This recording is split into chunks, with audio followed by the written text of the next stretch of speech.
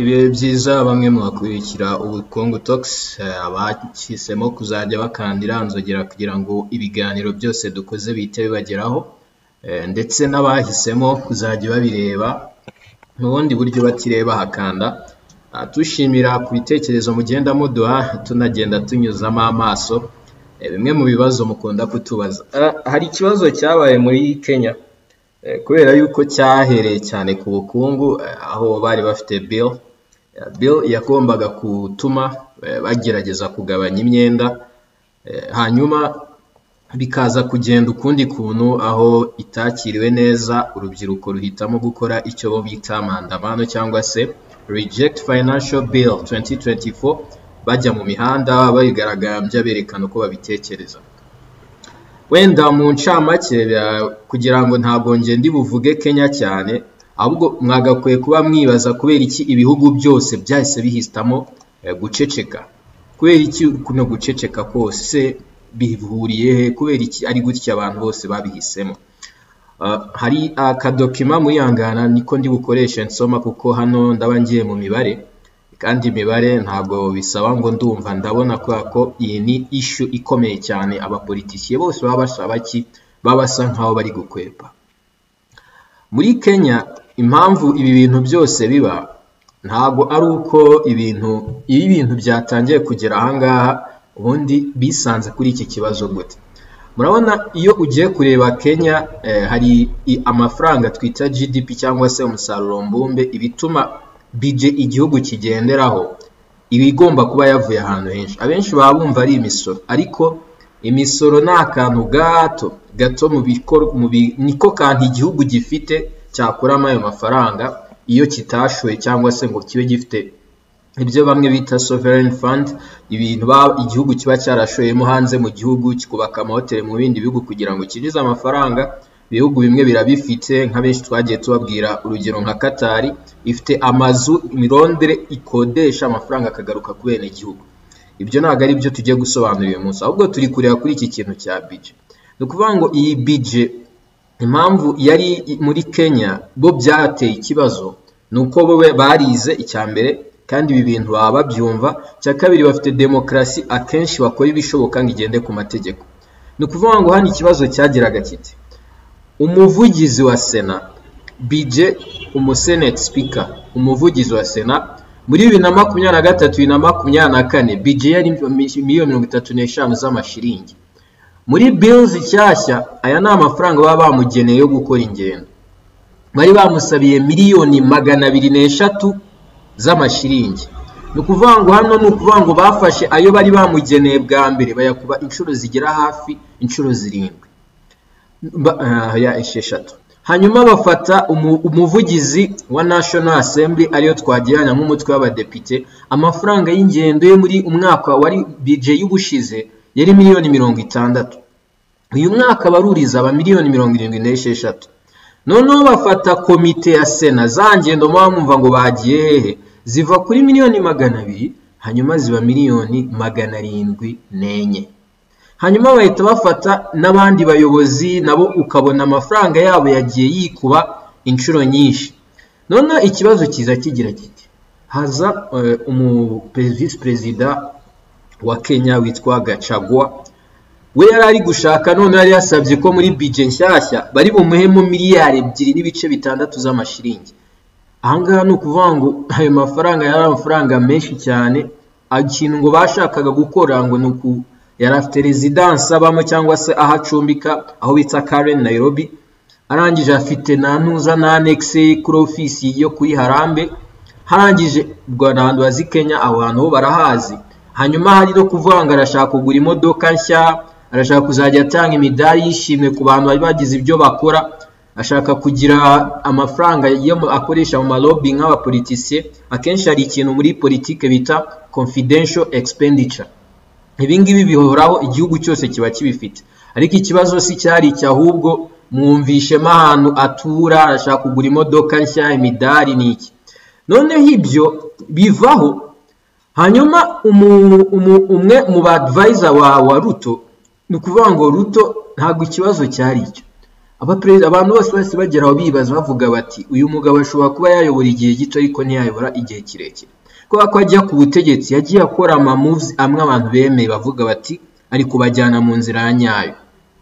Icya mbere yafashe projet imwe abenshi bari bavuze yafashe support nyini, atangira kureba uburyo yashyiraho amaprograme yo gufasha ba mama mboga, bashyiraho ibihumbi 50 icyo yise Hustler Fund, bamwe bagiye bayibonaho, hagenda haza utuntu twinshi twagaragaje yuko ari mu nzira nziza. Ikibazo cyaje kugira kiti ntuza Kenya yari isanzwe iri mu myenda, ku buryo iyo urebye contribution cyangwa se amafaranga yagombaga kujya gufasha budget y'igihugu kugira ngo igere ku musaruro mbumbe wayo 67 hafi 68% byavaga mu nguzanyo, kandi igihugu cyabo gifite ibibazo. No kuvuga ngo kugira abagumye babona inguzanyo niyo mu bigo bitandukanye, yaba ikitwa IMF, yaba ikizwi nka banki y'isi n'abandi bafatanyabikorwa batandukanye, bagombaga kwerekana yuko bashobora kumobiliza mu baturage amafaranga ashobora kuva mu misoro bakishyura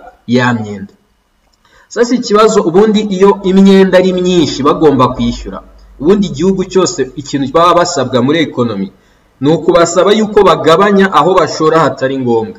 We aho kugira ngo agabanya aho bashora ngombwa, ibintu byakomeje kwiyongera. Noneho amafaranga ahantu yapanze kava ni naho abantu bose bari bari kureba, kuko iyo ukoze budget ntago ikibazo ari budget wakoze, ahubwo ikibazo kiba kiri cyane amafaranga azava. Nibwo haje ibintu rero bidasanzwe byaje gutuma abaturage ba Kenya batishima, kuko urumva baragiye barareba babona ibyo bintu byose nababwiye abadepite, kuko abadepite ba Kenya by the way no kuvuga ngo mu bantu ba politician ku isi bahembwa amafaranga menshi, Kenya niyo iri mu bihugu bya mbere ku isi bifite. No kuvuga ngo iyo ufashe abandi bantu, abandi baturage ukagereranya abapoliticiye ba Kenya bahembwa amafaranga menshi gukuba inshuro 97, yani bisobanuye yuko bahembwa neza cyane, ku buryo nko ku mwaka ubona umupoliticiye wo muri Kenya ashobora kwinjiza 78,500 by'amadolari. Ibi ngibi ni ibintu bibi cyane, kuko ahangaha no kuvuga ngo hano ureba umushahara w'umupolitician, no kuvuga ngo Kenya imobiliza amafaranga menshi iha abapolitician bafite n'imyanya. Yewe no muri Kenya abenshi mu baturage bavuga ko hari imyanya myinshi yagakwiye kubivaho, bigaragara ko idakeneye. None abanyakenya barababara, baza kubona ko hari imvugo Premier Ministre nako Ministri w'ubuzima yavuze yuko urubyiruko rutazemerwa gukoresha amasilance rubasha kwivura bagiye kwipimisha zino kanseri za prostate, ahubwo bazajya babikorera abantu barengeje imyaka 55. N'urugero nanone ni nkondo sinzi ukuntu bacyita pancreas, sinzi ntabwo nzi izina ryayo. Hari agace kari hejuru ya pancreas, iyo kagize ikibazo ushaka kubireba bazajya bahera ku bantu bafite imyaka 40. Za kanseri z'ubwonko abagore bo bazajya bitabwaho n'abari hagati y'imyaka 30 na 50, yani basanga igice kinini cy'abantu cyavuyemo, kandi bazi ngo bishyura imisoro, bishyura n'iki. Yewe muranabyibuka hari n'umupolisi wagiriye ikibazo mu myigaragambyo, hanyuma kubera ikibazo cyabaye cyuko hari imisoro, hari ibintu ari amafaranga ibitaro bimwe na bimwe bitarahabwa, bananirwa uburyo bavura wamo. Ibyo bintu rero bizamura ibyiyumviro by'abanyakenya, baravuga bataba abagabo bashaka kuzajya basaba imisoro. Urumva, kuko niyo ugiye kureba nk'inkuru ya ntuza ya binyamakuru byinshi byanditseho, iyo ugiye kureba nka Reuters ibivugaho, uburyo yabivuzeho byari ibintu biteye ubwoba cyane. Ivuga iti bagiye gutera, no kuvuga ngo bazajya rimwe abafite imodoka buri mwaka uzajya utanga 2.5 by'agaciro ka ya modoka yawe, hanyuma ubitange nk'umusoro. Hanyuma no kuvuga ngo yari umusoro uhoraho, hanyuma batangira gushyira umusoro ku bintu abantu bakenera, zino ngo za pampa z'abagore, bashyira umusoro kuri kuba umuntu atwaye moto, buri transaction yose akoze ijyaho umusoro. Hanyuma bajya gushyira umusoro ku bintu by'imigati, bashyira ku musoro ku mboga, yani bamobiliza ahantu henshi ho kuva amafaranga. Nk'uko ya nama ya IMF yari yabibasabye, kuko kugira ngo babagurize bagombaga kubereka ibitandukanye n'uburyo basanzwe bamobilizamo amafaranga kugira babahe icyizere yuko amafaranga bazayazamura. Abekonomiste bose abahanga mu bukungu cyangwa impuguke ibyo urubyiruko rwasabaga ko bivaho bavuze ko biramutse bivuyeho amafaranga bagombaga kumobiliza mu baturage yo kwishyura inguzanyo yagombaga kuva kuri miliyari 2 hafi n'ibice 3 z'amadolari akahita aba miliyari 1. Bisobanuye yuko bari bubure ahandi hantu bakura ya miliyari 1 n'ibice 3, bo bakumva nta kibazo. Ariko abaturage nabo bagakomeza bavuga bati hari ibindi bintu byinshi bidafite umumaro muri gushaka gushyiramo amafaranga mwagakwiye kuba mukora, kuko iyo ugiye kumanaginga budget ugabanya expenditure zitari ngombwa cyangwa se ibyo wagombaga gushyiramo imbaraga bitari ngombwa, imyanya itari ngombwa ugahuza imbaraga byose, cyangwa se niba ari n'amaministeri amwe agahuzwa urwego rwo kugira ngo mugume mu bushobozi bwanyu kandi mubone nuko mwishyura abo mugomba ibyo mufite kugira ngo babagirire icyizere ubutaha. Ibi byose bigaruka ku kintu kimwe, ni ukuvuga ngo guverinoma nyinshi zo muri Afurika cyangwa se ibihugu byinshi byo muri Afurika byagiye bibaho byishyura umwenda bikoresheje undi mwenda byahawe, ku buryo ibihugu byinshi maginga ya nk'ubu muri Egypt bafite iki kibazo kirabakomereye cyane, inflation iteye ubwoba. Kubera iki? GDP yabo iri funded n'inguzanyo, yaba inguzanyo bakwe, kuko hari inguzanyo rega muha leta. N'urugero iyo uguze impapuro mpeshamwenda ubugurije leta kugira igira ibikorwa runaka ikora, nawe leta ibikurimo umwenda nabyo biba biri muri public debt. Ni nayo mpamvu akenshi ibihugu byinshi byifuza ko byagurizwa n'abaturage babo kurusha uko byagurizwa na bari abantu bo hanze ba IMF n'izindi banki, kuko iyo bari abo hanze babigize bo bashyiraho kondisiyo. Ariko wowe umuturage kondisiyo wowe baguha cyangwa se ibyo bakwereka ni uko hari ayo bahaye bazayaguha bakungukiye.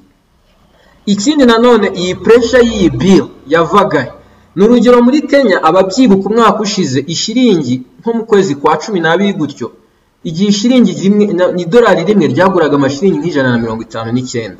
Ubu ngubu maginga iyo ushaka idolari rimwe baguhera ku J128. Ni ukuvuga ngo hari hagabanyutseho amafaranga menshi bashaka ngo bahite bishyura umwenda ifaranga ritarata agaciro.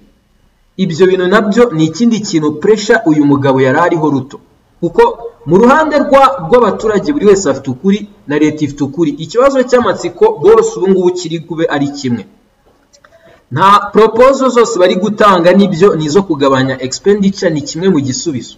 Ubu hari ubeho ikindi gisubizo, iriya bill nubwo bari bayireke, ariko ikibazo kiraba gute baramobiliza amafaranga gute azajya kwishyura wa mwenda wa IMF, umwenda wa World Bank n'abandi bantu bayigurije harimo n'abaturage b'abanyakenya nabo bwabo. Rero ikibazo kiragira kiti systeme niba iri corrupt cyangwa se nayo ubwayo ifite ikibazo, fix ntago ari ikintu kimwe. Nuko urugero ushobora no gukora recess cyangwa se ibintu byose hakabaho imishahara kuri structuring imishahara y'abantu yose igahinduka, niba ari ayo babakata niba ari iki byose ukabona byagiye, ku buryo iyi stress muze gucunga neza.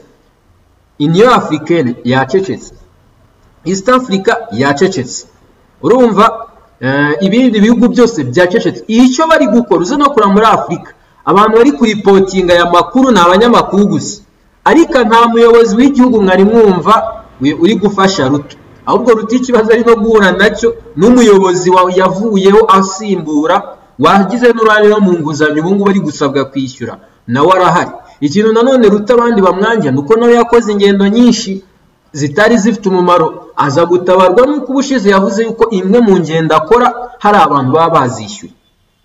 Murumva icyo kintu, ni ukuvanga icyo kintu kiba cyameze nk'aho kimugabanyirije pressure mu baturage, ariko ntibyarangiye. Kuko impamvu ni gukubwira gutyo, iyo ugiye mu mastatistike n'ubundi rega muri East Africa nta muntu dufite ushobora guseka uno mugabo Ruto. Impamvu mbivuga ni iki? Nta gihugu gitekanye, sibyo? Nta gihugu gitekanye. Kubera iki? Nk'ubu ni urugero, buri muyobozi wese duhereye kuri 2010 nta muntu n'umwe udafite ikibazo cy'uko GDP zabo ziyongereye. Kubera yuko iyo urebye kuri data muri East Africa, urugero Kenya, ni ukuvuga ngo inguzanyo bahabwaga kugendeye kuri GDP y'igihugu, inguzanyo bafashe wabonaga iri kuri 36%. 2010 ariko muri 2021 bari bageze kuri 67.8. Uyu munsi byari bikomeje kuzamuka. Kimwe mu bihugu kimeze neza mu byerekeranye n'inguzanyo ugendeye kuri GDP yacyo cyari Tanzania, kuko cyo nibura muri 2010 yari 24.6 ariko muri 2021 byari 40.7, kandi banki y'isi bivuga nibura biba ari 55%. Uganda yo yari igeze kuri 51.8. Gusa ibi bihugu byose impamvu bihuriyeho, kuko ibi byose yewe hari n'abashobora kwibaza ngo u Rwanda rwari ruhagaze. U Rwanda muri 2010 byari 18.4%, ariko nyuma byaje kuba 51.8 kuri 2021. Aha ibi ntago ariho ikibazo kitakirangira, ahubwo ikibazo kitakirana none muze kureba neza n'u Rwanda rwerekanye ko plan rufite yo kureba uburyo bagabanya dependence ku nguzanyo, kuko natwe tugeze ahantu GDP per capita yacu no kuvanga iyo ufashe umusaruro mbumbe w'igihugu ukawuhuza n'ideni nanone tuba tugomba gukenera kugira ngo ibikorwa byacu bibeho, bigeze kuri miliyari 8 n'ibice bingahe, hafi miliyari 8 n'ibindi bintu by'amadolari. Ahangaha bita bituma natwe twisanga turi hafi kuri 80% dukenera inguzanyo kugira ngo dusavisinge iki GDP cyangwa se ibikorwa igihugu kikenera gukora byangombwa. Biri no mu bintu by'ingenzi cyane bizaba biraje ishinga guverinoma nshyashya izajyaho nyuma y'amatora. Ibi ni ikintu gikomeye, ni nayo mpamvu bihugu byose byo muri East Africa ukuyemo Tanzania nta n'umutekano. Abayobozi bose bari gukurikirana iyi stress cyangwa se ibi bintu ukuntu biri kumera, kubera ko ntago ari ikibazo kiri buze kuba gito. Ni ibintu bikomereye abantu, abayobozi b'ibihugu, kubera ko izi nguzanyo nk'uko abekonomisiti bakunda kubivuga, ntabwo ntabwo IMF igize ahantu ngo yongere umuriro aho wari uhari, ahubwo IMF iteza umuriro. Bino bibazo byose abaturage bari bwigaragambye bari gukora iki, ariko inguzanyo ya IMF tugomba kwishyura. Ni nayo mpamvu ibihugu byose byo muri East Africa byinshi bitari gukora self reliance cyangwa se kwiyitaho no guteza imbere imisaruro iva mu gihugu kugira ngo babashe kubona ahantu henshi hashobora gusaruzwa imisoro, biraza kubakomerera. Noneho igihugu cy'u Rwanda kiracyafite confidence, ariko uwarebye report ya Fitch rating yerekanye yuko nabo hari impungenge bafite, bameze nkaho bari kurebera hafi. Bisobanuye yuko n'ejo na leta byabaye ngombwa ko isora plan yerekana abaterankunga ndetse n'abantu batuguriza uburyo bafite bwo kugira ngo bagabanye iyi stress n'uburyo bidakwiye kubatera ikibazo yuko tuzabasha kwishyura uwo mwenda. Bityo ikibazo cy'uyu mwenda ko yari cyo kibazo mu by'ingenzi biri imbere, niyo mpamvu uri kubona Ruto buri bihugu byose bimeze nkaho byacecetse.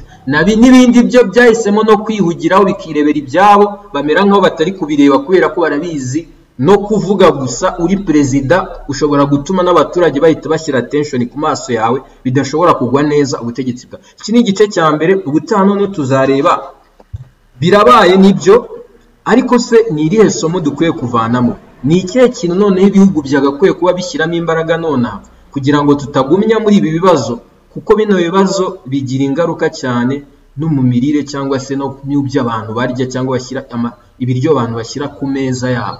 Bityo bishobora no kugira ingaruka mu gihe kirambye mu bukungu nuko buzaba bumeze mu myaka iza, kuko ubu intambara ikomeye mwabibonye iri kubera kuri social media, abantu bamobiliza abandi, social media zagize reach nini mu baturage b'igihugu ku buryo bashobora kuzamurira amajwi rimwe bakabasha kuba bahindura ibyari bizwi yuko byanzuwe. Ciao shalom na huta.